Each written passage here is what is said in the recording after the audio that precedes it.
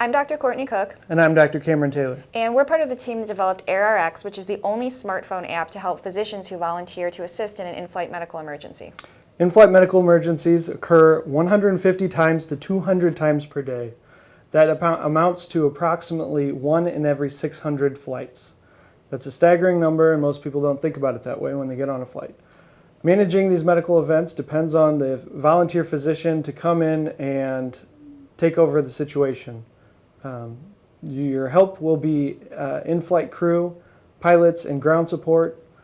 However, most physicians do not have medical training on these situations on an airplane.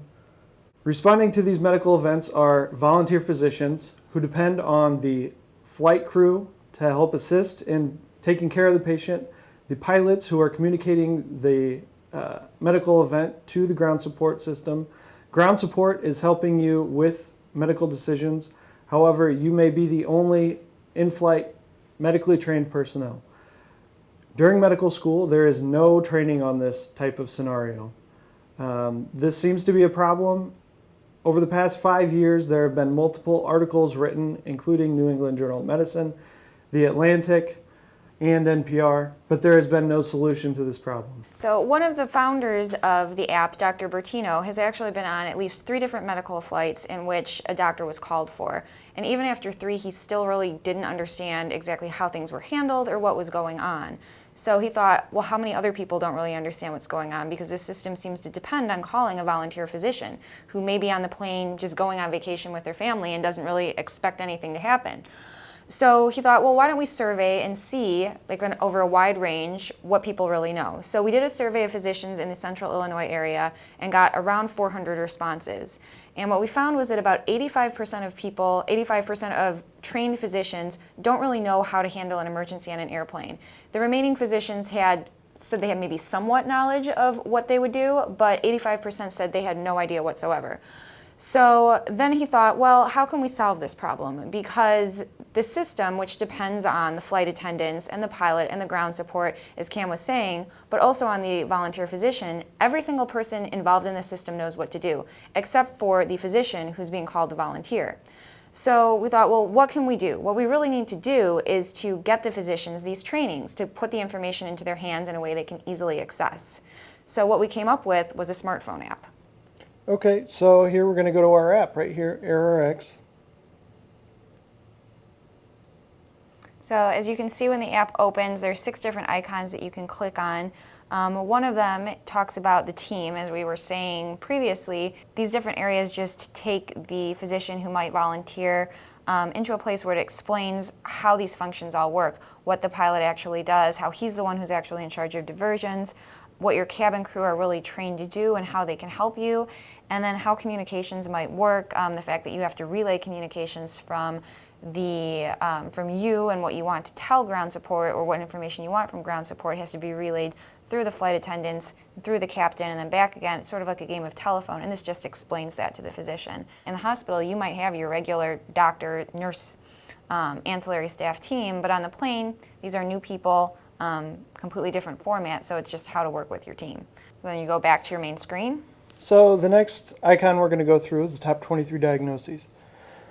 As the general title says, we're going to go through the top 23 diagnoses that you might occur on an in-flight medical event.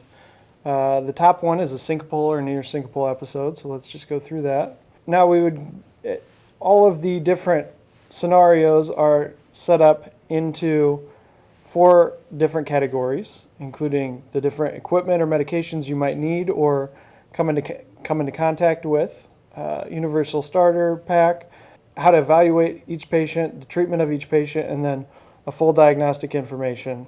This basically goes through everything that you could think of, including the brief history to try and figure out if this is actually the scenario that you're encountering, how to do a correct or abbreviated examination, the treatment, and then it even has down here differential diagnosis.